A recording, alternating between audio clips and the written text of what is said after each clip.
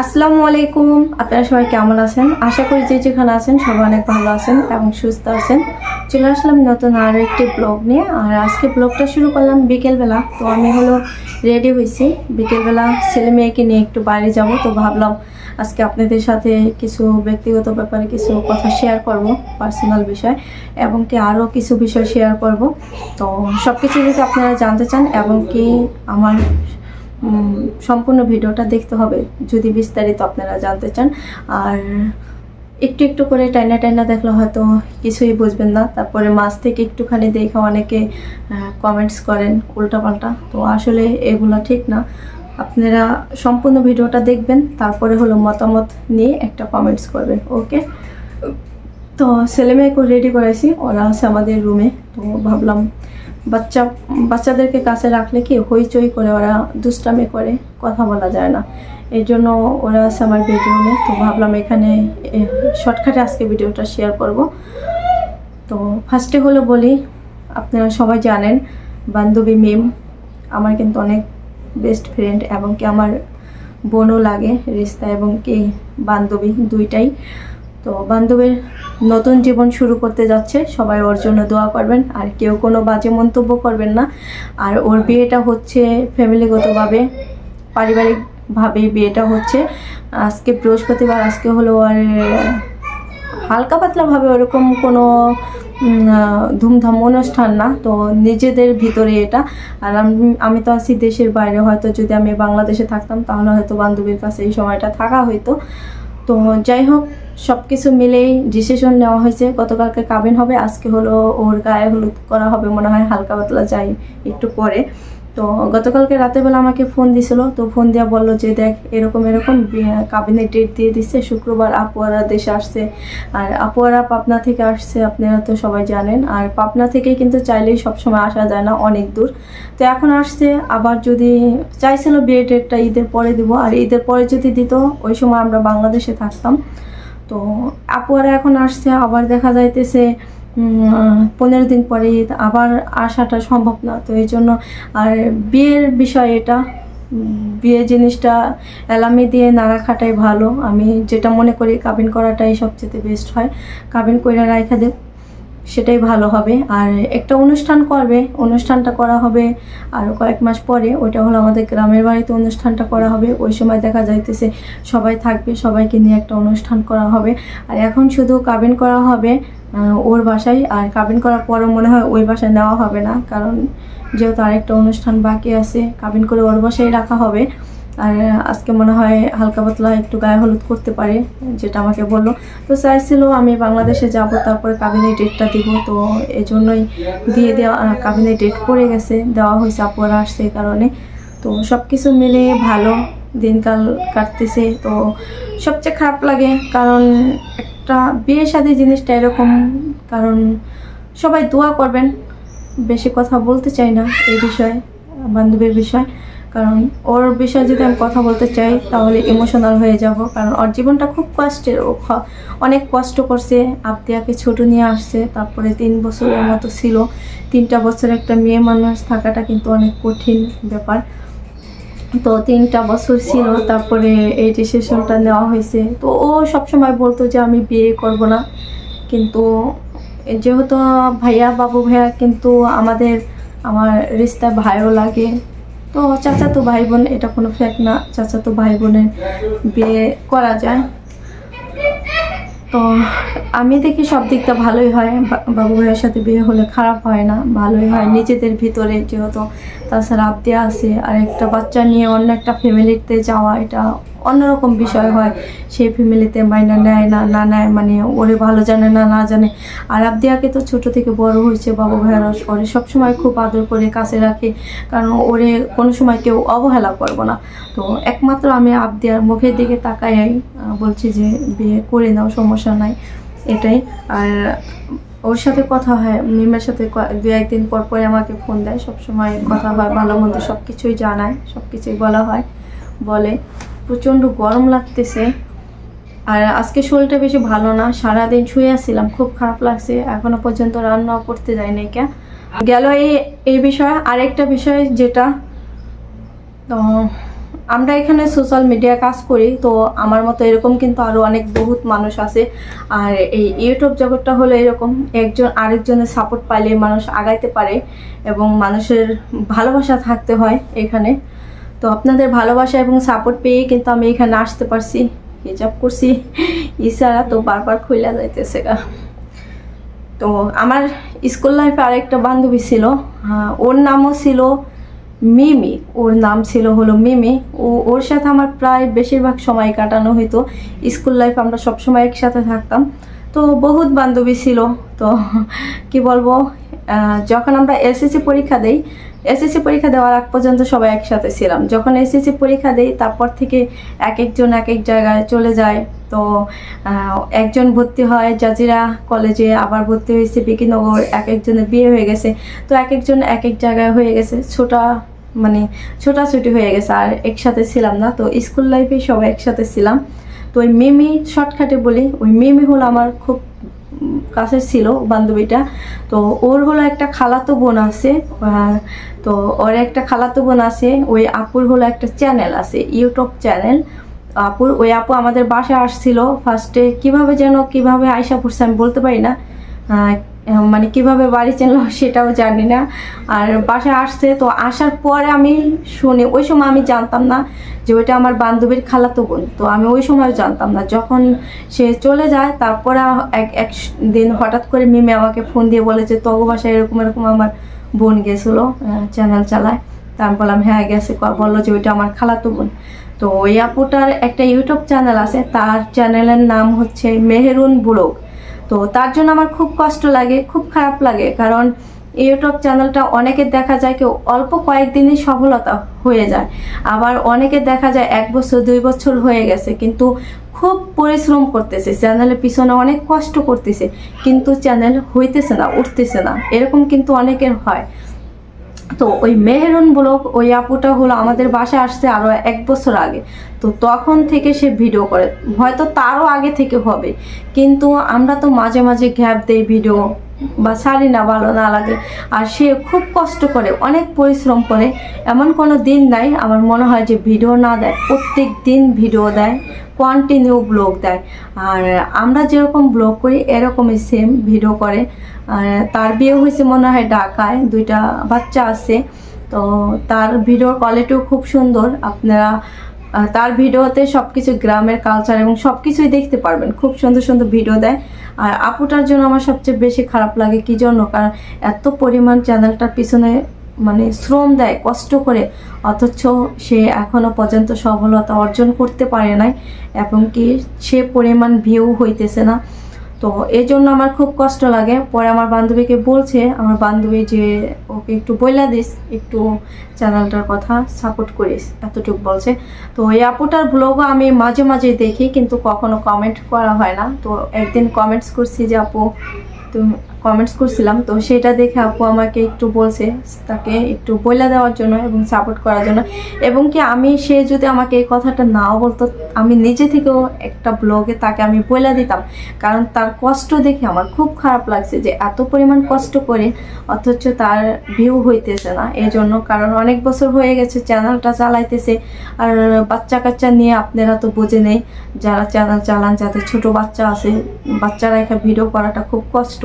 তাছাড়া একটা সংসার সামলানো, বাচ্চা কাচ্চা নিয়ে সবকিছু নিয়ে খুব কষ্ট হয়। তো এই জন্য তো সবাই আশা করি, আমি চাই আমার সাপোর্টে আপনারা কি যে কোনো একটা মানুষ যদি, আমি যদি একটু বলি বা আমি যদি একটু সাপোর্ট করি, তো সেটাই যদি একটা মানুষ যদি একটু উপকার হয় এবং কি সফলতা যদি অর্জন করতে পারে, তো আমাকে খুব ভালো লাগে আমার নিজের কাছে। তো এটা আমি সবচেয়ে আমার গর্ব মনে হয় যে আমার দ্বারাই একটা মানুষ ভালো হয়েছে বা সফলতা অর্জন করতে পারছে। তো আমার এরকম মনে হয়। তো অনেকেই দেখা যায়, অনেকের বলে যে আপু আমার চ্যানেলটা কথা একটু বইলা দিও বা হ্যান ত্যান, কিন্তু অনেকে দেয় না। তো আমি সবসময় চেষ্টা করি, যদি আমাকে কেউ বলে আমি চেষ্টা করি বইলা দেওয়ার জন্য। অনেক সময় দেখা যায় যে কোনো প্রবলেমের কারণে সময় মতো বলা হয় না। তো আপু আমাকে বলছে কয়েকদিন আগে, কিন্তু আমি ওরকম সময় সুযোগ পাই নাই, এই জন্য বলতে পারি নাই। তো আজকে ভাবলাম যেহেতু কথা বলতেছি, তো আজকে একটু আপুর চ্যানেলের কথাটা বইলা দেই। তো তার চ্যানেলটার নাম হচ্ছে মেহেরুন ব্লগ, তার মেয়ের নাম হয়তো নামটা হবে, আবারও বলে, মেহেরুন ব্লগ চ্যানেলটার নাম। তো আশা করি সবাই আপনারা চ্যানেলটা একটু ঘুরে আসবেন আর দেখবেন, যদি ভালো লাগে একটু সাপোর্ট করবেন, সবসময় পাশে থাকবেন। তো আপনারা তো সবাই ব্লগেই দেখেন না, তো তারটাও একটু দেখেন, একটু সাপোর্ট করেন। তো আপনাদের সাপোর্ট এবং ভালোবাসায় সে যদি একটু সফলতা অর্জন করতে পারে, সফল হতে পারে, তাতে তো কোনো সমস্যা নাই। কারণ সবাই চায়, যারা ইউটিউবিং করে সবাই চায় আমি একটু আমার একটু ভিডিও চলুক, বা সবাই একটু দেখুক, বা সবাই আমাকে একটু সাপোর্ট করুক, একটু ভিউ হোক, তাহলে কিন্তু ভালো লাগে। আর যখন দেখে কোনো সাপোর্ট পাইতেছে না বা ভিউ হইতেছে না, ওই সময় কিন্তু নিজের কাছেও মন মানসিকতা ভেঙে যায় একবারে, মানে মনে চায় না যে আর ভিডিও করি। যখন দেখি ভিউ হইতেছে, সবাই আমাকে ভালোবাসতেছে, সাপোর্ট করতেছে, তখন মনে চায় আমি আরেকটা ব্লগ বানাই।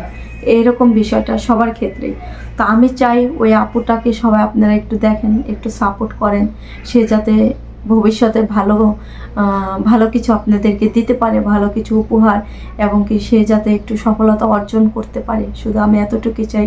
আর আমার দ্বারা একটা মানুষের যদি উপকার হয়, তাতে আমি অনেক হ্যাপি, অনেক খুশি।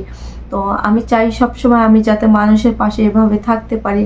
আমার দ্বারা যদি মানুষ ভালো কিছু করতে পারে, সেটাই আমি চাই। তো আপনারা যেরকম আদুরি চ্যানেলটা আগে কিন্তু দেখতেন না, আপনারা এখন দেখতেছেন, আপনাদের অনেক ভালোবাসা পাইতেছি আমরা।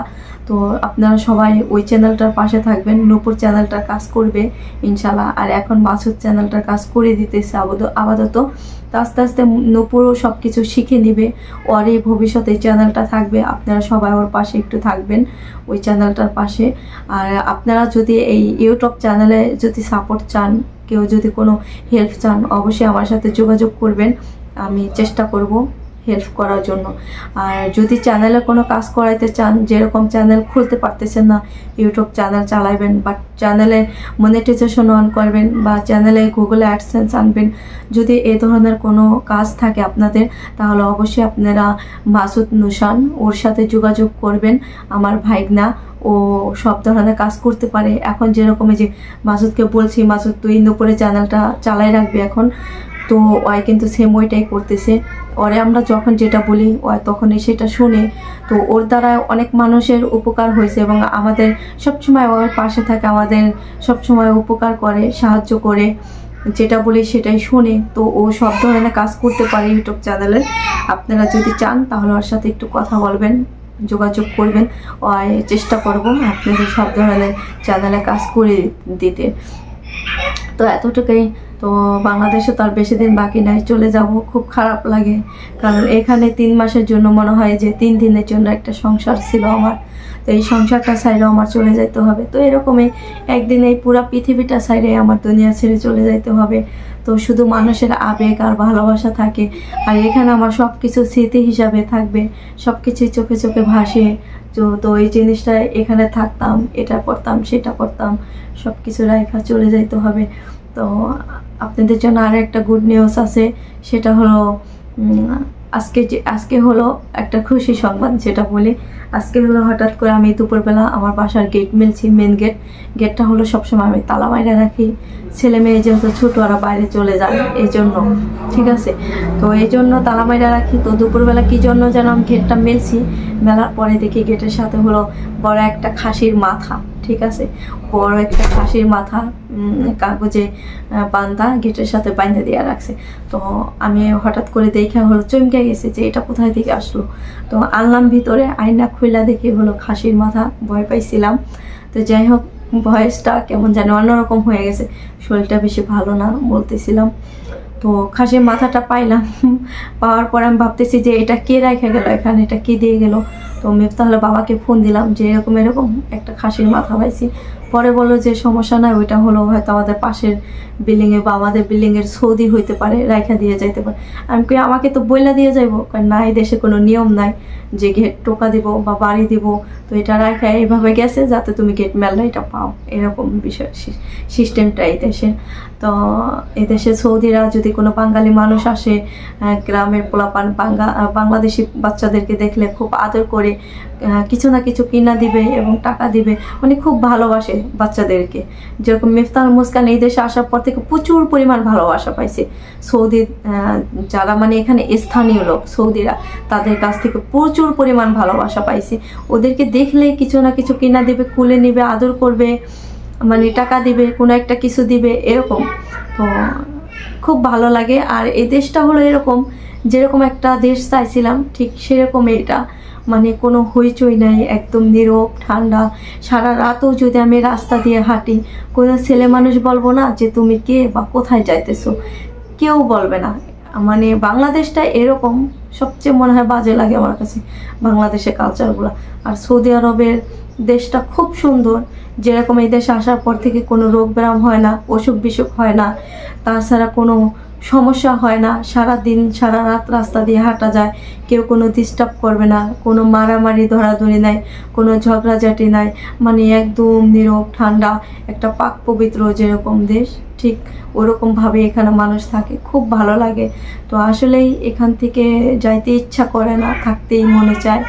হাজবেন্ডের কাছে দেশটাও ভালো লাগে, তো করার কিছু নাই, চলে যাইতে হবে, কারণ সব হলো আবেগ আর ভালোবাসা, চাইলে এখানে থাকা সম্ভব না। খুব মিস করব বাংলাদেশে গেলে, এই দেশটাকে অনেক অনেক মিস করব, কারণ এই দেশে থেকে গেছি।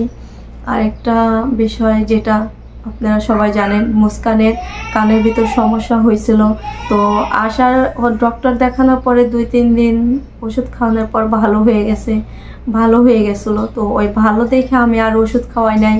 তো আমি এরকম একটা মানুষ, বাচ্চাদের যদি কোনো সমস্যা হয় 2-3 দিন ওষুধ খাওয়াবো, যখন দেখবো একটু ভালো হয়ে গেছে তারপর আর ওষুধ খাওয়াবো না। তো ওই ওষুধ বাদ দিয়ে দিছি, আর খাওয়াই নাই কে। তারপরে মনে হয় ওরা বাচ্চারা ভেজে কয়েকদিন পর্যন্ত আমি গোসল করাই নাই। পরে একদিন মিফতাহুল মুস্কানকে মাথায় পানি ঢাইলা দিছিল, গোসল করাই দিছিল। তো সেখান থেকে মনে হয় পানি গেছিল কানে। তো এখন আবারও কানটা পাইকে গেছে, কানটা দিয়ে ময়লা বের হয়, সমস্যা হয়ে গেছে। তো 2-3 দিন ধরে কানেও ব্যথা করতেছে, তো কানে মেডিসিন দিতেছি, ওষুধ খাওয়াইতেছি। তো দেখি, আপনারা সবাই দোয়া করবেন, যদি ভালো না হয় আবারও ডক্টর কাছে নিতে হবে।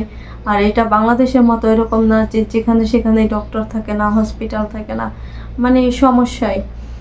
তো অনেক কথা বললাম, আর প্রচণ্ড গরম লাগতেছে। এখন একটু বাইরে যাব, আর ফ্রিজ থেকে কিছু মাছ মাংস আছে ওইগুলো একটু ভিজাইয়ে রাখা যাব। আপনাদের ভাইয়া কাজে থেকে আসলে ওইগুলো কাইটা দিবে।